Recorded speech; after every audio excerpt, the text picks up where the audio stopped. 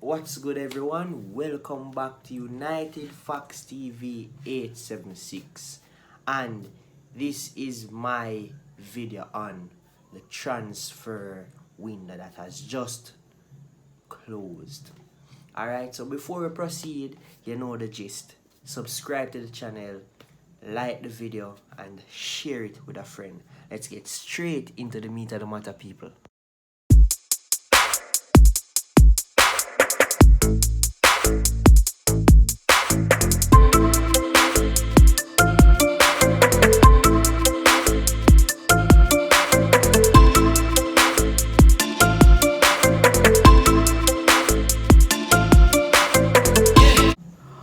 Alright, people, so you are all aware that we have managed to make 5 incomings. Alright, these 5 incomings include 3 permanent deal players and 2 loanees.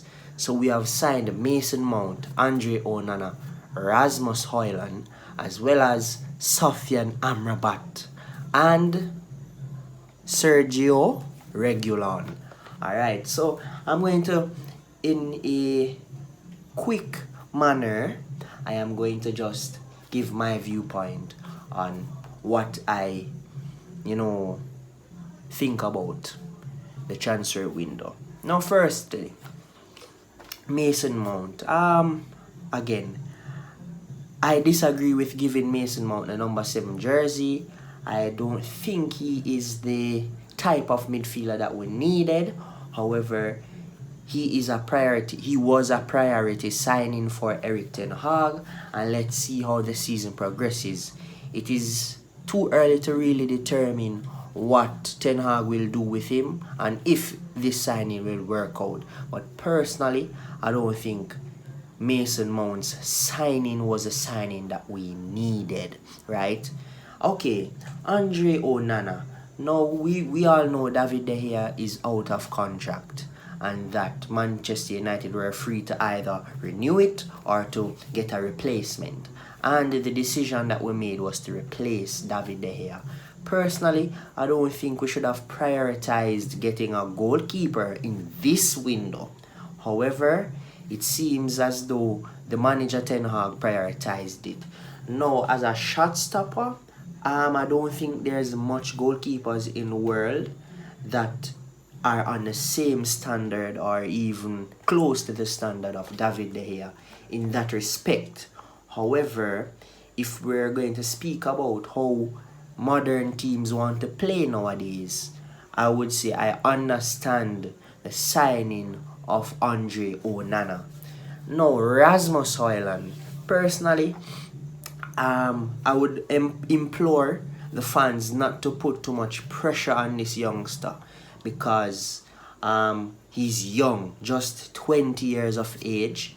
Didn't really score a lot of goals in the Serie A because, yes, he's young and he's learning, right? I think we should have signed a marquee striker along with Rasmus Højlund, and that's the issue I'm having with Rasmus Højlund. But yet again, he may be the type of striker that Ten Hag desires in his team. He is press resistant, as well as he presses the football. He's quick. As it regards to the clinical side of things, I have to see for myself more than what I see in the highlights. I want to see it firsthand. So we're going to watch that some more. And the thing with this Rasmus Højlund signing is that it has the potential to become a very good signing. But we all know the pressure that comes with Manchester United, and we have seen players over the years fold under such pressure. One notable, Harry Maguire. We'll get into that shortly. So yes, those are the 3 permanent signings: Mason Mount, Onana, Rasmus Højlund. Now, in the last of minutes, we have seen that Manchester United has signed 2 more players, but on a loan deal. So these 2 players are Sofyan Amrabat, which I will speak about first.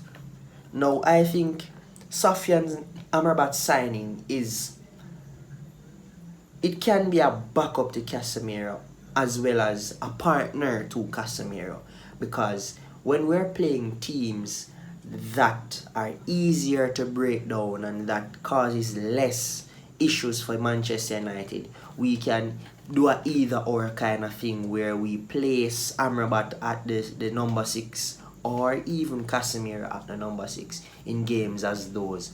But however, when we play the harder teams that has more ball possession and more dangerous attackers, we place Amrabat and Casemiro to, sort of, cement our defense and also help with the transition of the football. So I can see the benefits of the Sofyan Amrabat signing. But however, I'm going to go over it when I recap the video. I think that Manchester United should have prioritized a Sofyan Amrabat signing over a Mason Mount signing. But let's get into that further down in the video. But yes, I believe based on the qualities he possesses as a central defensive midfielder, he's tenacious. In other words, he tackles well and wins possession well. He's an above average ball progressor. He's able to pass the ball properly, better than the likes of Fred and Scott McTominay. So that's a plus to have in the team. And it also gives us depth in that position, which over the years of recent times we lacked a proper CDM. Now Sergio Reguilon. Now we are well aware that Luke Shaw is out for a very good portion of the first part of the season. So therefore he's unavailable to play for the team. Also, what's his name? Tyrell Malacia has reportedly been injured since pre-season. I'm not sure as to what is his update regarding his injury as of yet, but I believe that is the reason as to why Manchester United prioritized a wing back, preferably a left wing back, as an addition to the team. Now we know Diogo Dalot can play the left back position as well, but Ten Hag is seeking the depth for almost every position, because with that depth we can play longer and play in more competitions at full strength. Alright, so let me just give this side of my perspective on the transfer. Now we're going to speak about what I think about the signings and so on and so forth. But before I do that, quickly, let me just recap our outgoings. We sold Kovar, we sold Anthony Alanga, we have sold Alex Telles, Mengi left, right? Donny van de Beek is still here, so we know those players, we know the status of those players. Fred Rodriguez left the club, right?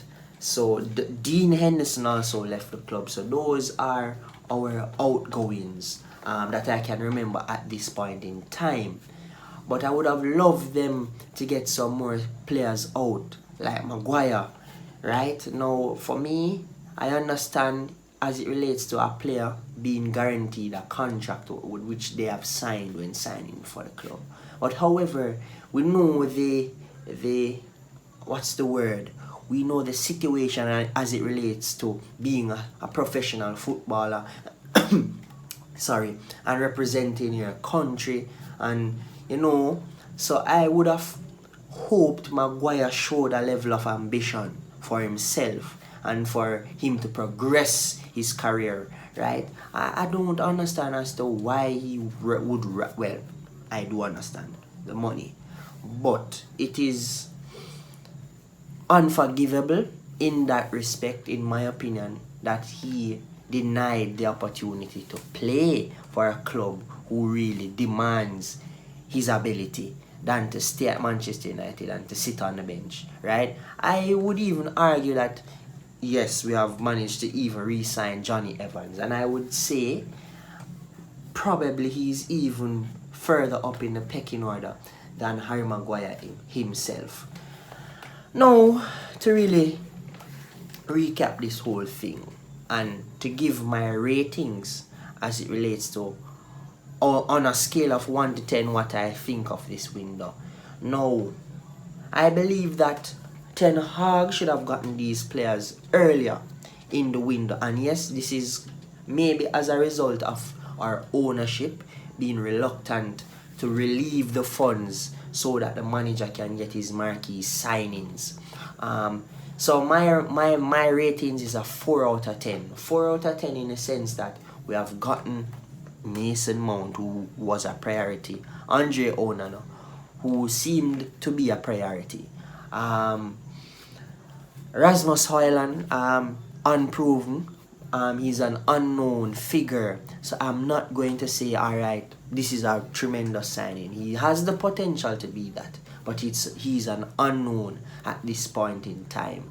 Amrabat, which I think should have been a priority from the get-go, should have been signed way earlier. Terms have been agreed a long time ago, right? And as a big club as Manchester United, we should not have been in the position where we need outgoings to fund incomings, right? We should have, set up a sort of system where we offload the players that we need to offload in due time to bring in some new players to be in the team so that the teammates can have a chemistry to play well in the season, right? So that is why I'm saying, for me, it is a poor transfer window for Manchester United. Yes, we have managed to get some of the players that the manager demanded, but yet again, with Manchester United, we can never have anything over a 6 out of 10, Alright, so my prediction, I believe that I'm being realistic. We're going to come 4th, because thus far the team does not look like a well-oiled unit as yet. But that's why I'm just saying the ceiling at this point for me is 4th, because at least I am saying we can still qualify for the Champions League, and possibly we can win 1 trophy this season. And I'm not going to say Premier League, so I'm just going to put the FA Cup in there, or the Carabao Cup again, right? So that's the bar I'm setting at this point in time for United. But yes, that is the transfers that has happened. Personally, I would have hoped it could have been a little better, but that's not the case. So we just have to give thanks that we have managed to offload a few players and managed to get in some more players that the manager demands. Because again, he always says this in interviews. It's either he's going to get the player that he wants, or the player that is best suited for his ideology, or he doesn't sign a player. So clearly, the fact that he has accepted such players, it means that it is something that he wants in the team. But that's the latest, and that's what I think about this transfer window. Alright, so you will see me soon once more in another video, ladies and gentlemen. Alright, finally Sofyan Amrabat is a Manchester United player. Okay, let's move on and let's get it. Alright, I will post another video in short notice in order to speak about our upcoming fixture against Arsenal. So stay tuned for that. Let's get it, people. See you in the next one.